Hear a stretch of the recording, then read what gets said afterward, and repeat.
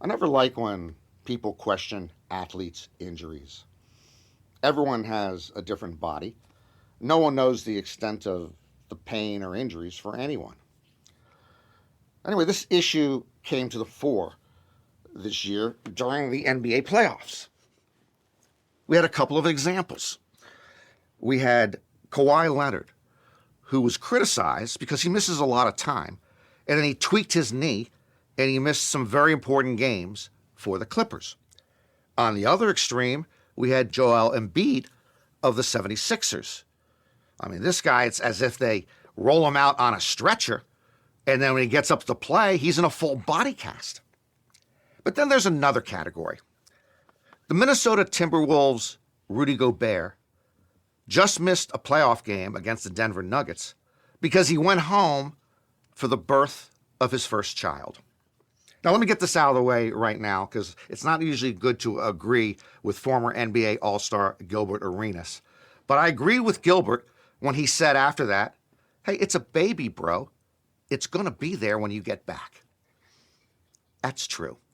The Minnesota Timberwolves came into being in 1989. Okay, only once in their franchise history have they made it to the Western Conference Finals, which is what they're trying to do right now. You know, you can have a baby any day of any week of any month of any year. Okay, I mean, you know how a baby is conceived. Everyone knows how that works. I don't have to get into that. The Timberwolves have made the Western Conference Finals only one time. Okay, you can plan for a baby. Okay, you can plan for the playoffs. The schedule is way out in front of time. You know when it's going to happen. Now, Rudy Gobert, he earns more than $40 million a year to play basketball. Let me reiterate that. Forget the salary, which is absurd. He is paid to play basketball. You have to play basketball, okay? Every minute of every day, a baby is born. The Timberwolves haven't made the Western Conference Finals for 20 years. Okay? Now, Rudy Gobert was just named the Defensive Player of the Year in the NBA. Congratulations. How did he become the Defensive Player of the Year? Because he played the game. You can't play defense unless you play the game. You gotta be there and play the game. All right? So what's he doing back home? Oh, maybe now he wants to be Father of the Year. Hey, you don't become Father of the Year for a long time because that gets proven if you're there for your kids' stuff and you take care of your kids' problems and your kid knows your name. You don't become Father of the Year sitting in a waiting room while your baby boy is delivered. That's the job of the mother. The baby has a mother. She will have the baby come out. She will breastfeed the baby. She takes care of the baby. You don't do anything. All right? And then how about us, Rudy? How about the rest of us? Okay? When we're betting games, now we got to take into consideration paternity leave. Paternity leave. It's the playoffs. It's the playoffs. Okay? The point spread should not be affected by paternity leave. This just gets me gambling mad.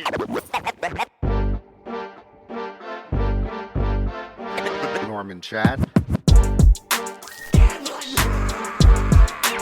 Norman Chad. Norman Chad. Do I hear crumbs? Do I hear someone eating? I'm kidding you. Okay. And welcome to Gambling Mad. I'm Norman Chad, your host. Gambling Mad, brought to you every week by the good people at Fritos. Fritos, picked daily, fresh from Central California trees to your retailer later that day. And by Fresca, remarkably refreshing, remarkably recuperative. Fresca, the best drink there is. Fritos and Fresca, it's a meal. Today on Gambling Mad, we will talk about the most gambling-addicted states in America. Atlantic City might be disappearing into the Atlantic Ocean. Maybe that's a blessing in disguise. And maybe that $1 bill in your pocket, believe it or not, could be worth $100,000. But first, who doesn't love the wholesome food, drink, and entertainment bonanza that is Dave & Buster's. I go there to play Dance Dance Revolution and Top Gun Maverick and Hot Shots. Plus, I love loading up on the Buster's Bacon Burger and the Kickin' Chicken Pot Stickers and blistered chili green beans. That's some good eating in the neighborhood. Oh, I'm sorry, that's a different neighborhood. Okay, but this quaint corner of old-time Main Street American capitalism is about to get down and dirty, Deadwood style. Yes, Dave & Buster's is going to allow arcade players to bet each other with real money. A Dave & Buster's PR release calls it, quote-unquote, friendly competition. Through a mobile app, rewards members will be able to wager about $10 per game against a buddy.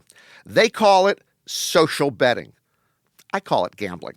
Now tell me Pete Rose is not making a beeline to the nearest Dave & Buster's as I speak. So what's next? 7-Eleven going to allow customers in line to bet on whether someone will order a cherry or grape Slurpee in front of them before they leave? Jiffy Lube going to set an over-under so you can bet on how quickly your car is going to get its oil changed? We are gambling mad, my friends. It's going to get worse before it gets better. By the way, just a kind warning to my fellow Dave & Buster's patrons, I am virtually unbeatable in skee ball. Okay, so as gambling keeps trending upward, how bad is it? Conservatively, 1% to 2% of U.S. adults have what is called gambling disorder. Wallet Hub recently released a report ranking the most gambling-addicted states. They used a bunch of different data, gaming machines per 1,000 residents, lottery sales per capita, the presence of illegal gambling operations, and the number of adults who were classified as gambling addicts. So here are the top 5 most gambling-addicted states. At number 5, Pennsylvania. At number 4, Louisiana. At number 3, Montana. At number 2, South Dakota. And at number 1, the most gambling addicted state in America, Nevada. At number 50, the least gambling addicted state in these United States, Utah. Utah is one of the toughest states, actually, in the union in regard to alcohol, gambling, and tobacco laws. Utah and Hawaii are the only 2 states that outlaw all forms of gambling. In fact, I remember I was at a TGI Fridays in Salt Lake City about 15, 16 years ago. I couldn't decide between the whiskey-glazed sesame chicken strips and the loaded potato skins. So I decided to flip a coin. While that coin was in the air, I was arrested, cuffed, and booked. Tough, tough town. It is time, my friends, for the Mount Rushmore of states. The 4 best states in America. The 4 states that are Mount Rushmore-worthy. Incidentally, I will bet that most of you don't even know which state Mount Rushmore itself is in. I'm not going to tell you. Google it, you huckadoodles. Okay, here is our Mount Rushmore of states. Previously, we gave you the Mount Rushmore of oceans. We will continue to give you the Mount Rushmore of everything on this planet. California. Everyone makes fun of the Golden State, but it's got everything good and bad in America. And there's so much good. Big cities, farmland, mountains, palm trees, cuisine, ethnic diversity, freedom of expression. Heck, I'm not even wearing pants right now. Its entire coast is on the Pacific, which, as you might recall, is part of the Mount Rushmore of oceans, the number 1 ranked ocean in the world. Plus, California has hot dog on a stick. Case closed. New York. Yes, New York. At any given moment, New York City is the greatest city in these United States. And if you take away those obnoxious sports fans there, particularly one sitting next to you in a bar when you're watching a game, it's probably the most livable big city in America. Plus, we are talking premium bagels, pizza, and deli. Next case. Maryland. Oh, you heard me. Maryland. A small state that has everything a big state could want. 2 diverse metropolitan areas, Baltimore and neighboring Washington, D.C. The Chesapeake Bay, mountains, Ocean Beach front, and who doesn't love Silver Spring in Wheaton, plus crab cakes. Oh, bang! Finally, Nevada. Did you know that the International Bowling Museum and Hall of Fame is in Reno? Enough said. And that's your Mount Rushmore of states: California, New York, Maryland, and Nevada. What? You disagree? I don't give a damn what you think. All right, if we can, the producer, if we can just cut the recording right now, we're going to edit it. I just want to stop right here and just provide just a little, I don't know, premium content for our premium subscribers. So let's go, and let's just go into some added content on the Mount Rushmore of states. There were several states that were runners-up, sort of honorable mention, to make the Mount Rushmore of states. Texas and Florida were not among them. I hope you enjoyed this premium content. It is time for D-Gen's Gonna D-Gen. This is the story of Parashuram, a 38-year-old convict serving a life sentence for murder in a Karnataka, India prison. According to the Indian Express, he had smuggled in a smartphone, but then guards raided his cell last month. He quickly had to make a decision. His cell, of course, is pretty small, and there wouldn't be a lot of places to hide anything. So what did Parashuram do? He swallowed the phone. Let me repeat that for those of you who are half asleep. He decided to swallow the cell phone. This can't end good, can it? Okay, now, first of all, how do you get a cell phone into your mouth? I mean, it's like a dental appointment. You can't get it into your mouth. Okay, and even if you can do that, how do you make it go down your throat? It doesn't dissolve like Flintstone's vitamins. Anyway, he hid it there. They didn't know it was there. Guess what? He started to complain of stomach pain. You think? And he was transferred to a local hospital. They did an ultrasound to locate the phone. Okay, I'm not a medical expert, but I think you just could have called the number, and then when you heard it, you'd know what part of the body it was in. But no, they did an ultrasound, and they found out that it was stuck in the entrance in the small intestine. That was a bad break for this fella. You know, if it had gone through the large intestine, I'm sure everything would have been fine. You know, small intestine, large intestine. Big difference. The phone can get through the large intestine. Doctors performed surgery to remove the phone, which, by the way, was inside the prisoner for 20 days before the operation. He recovered, and he returned to his cell. All's well that ends well. D-Gen's gonna D-Gen.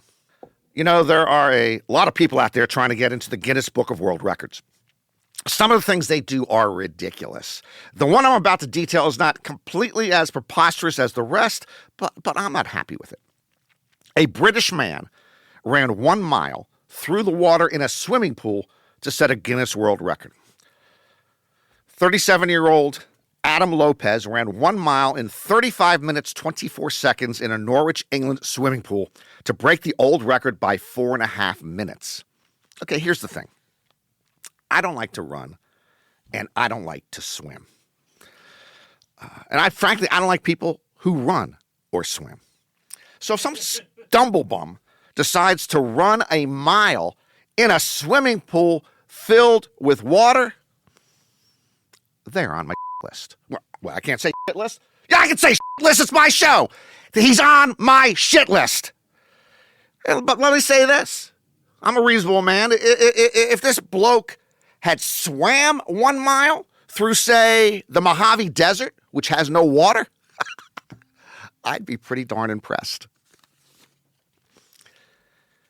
Let's talk about Atlantic City for a moment. Does anyone still go there to gamble? Now, there's a lot of things I like about New Jersey. Atlantic City ain't one of them, but we'll talk about that another day. Atlantic City remains a semi-popular oceanside resort in the summer. But according to the Associated Press, there's one problem. They're running out of sand. They had a bunch of winter storms, and the Atlantic Ocean kicked up too much ocean in the northern end of town. The beaches are badly eroded. The sand is all but gone. Now, I want you all to remember when I listed the Mount Rushmore of oceans a little while ago, the Atlantic did not make the cut. I knew what I was talking about. Now, there's supposed to be a beach replenishment project in the works, in progress, but it's not going to be finished. They're not going to have it until the end of the summer. So let's say you're the Hard Rock Casino in the northern part of town. You're not too happy. There's no beach in front of your property. That means no beach bar, no beach cabanas, no beach revenue, no beach. A beach resort without a beach is like Chick-fil-A without chicken. Rest in peace, Atlantic City. Dollar bill alert! Dollar bill alert! Believe it or not, one of the dollar bills at this moment in your wallet might be worth $100,000 or more. I am not making this up. All because of a government printing error several years ago. This is what happened. There were a bunch of bills with duplicate serial numbers printed. One set issued by the federal bank in New York, a second set issued by the federal bank in Washington, D.C. About 6.4 million of these $1 bills are still in circulation. Only 9 matching pairs of the $1 bills have been found so far. These are collector's items, even though none of the people who have those 9 matching pairs have given them up. Depending on their condition, they could be worth tens of thousands of dollars, maybe $100,000 or more. This is better than the Powerball Lotto. You don't have to walk into some mini mart and buy a ticket. You might have that ticket in your pocket right now. Now, here's how you look for them. They were printed in 2014 and 2016, so you want to look for the Series 2013 on the far right of the bill. The bills have a B Federal Reserve seal. That's the letter B. So above the serial number, located to the right of George Washington's picture, see if it's a B, and that's a start. Which reminds me, make sure George Washington is on this bill. If it's Nixon, Reagan, or Obama, you have a phony $1 bill. Now, I've been running pretty bad lately, so I'm actually down to a single $1 bill. I checked it earlier, looked for that Series 2013 down there, Series 2013, but this is an L, not a B up here, so it's only worth $1. Screw it. Now it's worth less than $1. There's more where those came from, believe me. I'm going to say this one time and one time only. The New England Patriots dynasty has been over for 5 years, and I don't want to hear another thing about that damn dynasty until I have been dead for 5 years. First of all, just a reminder, they cheated again and again. Don't argue with me. They cheated. They even joked about the cheating on the 3.5-hour roast of Tom Brady that was just aired on Netflix. 3.5 hours? At the Last Supper, they roasted Judas for less than 20 minutes. Plus, we just endured a 10-part docuseries on the Patriots dynasty on Apple TV earlier this year. Enough of Tom Brady. Enough of Bill Belichick. Enough of Robert Kraft. Enough of Gronk, for crying out loud. They even made multiple Aaron Hernandez jokes on the Netflix roast. That's right, jokes about a former teammate, a murderer who committed suicide while in prison. No more New England Patriots. I half expect to turn on Hulu next week and they'll be in the middle of the Julian Edelman story. That will do it for another episode of Gambling Mad. I'm Norman Chad. Hope to see you next time. And remember, if you're going to roll the dice, make sure they're loaded.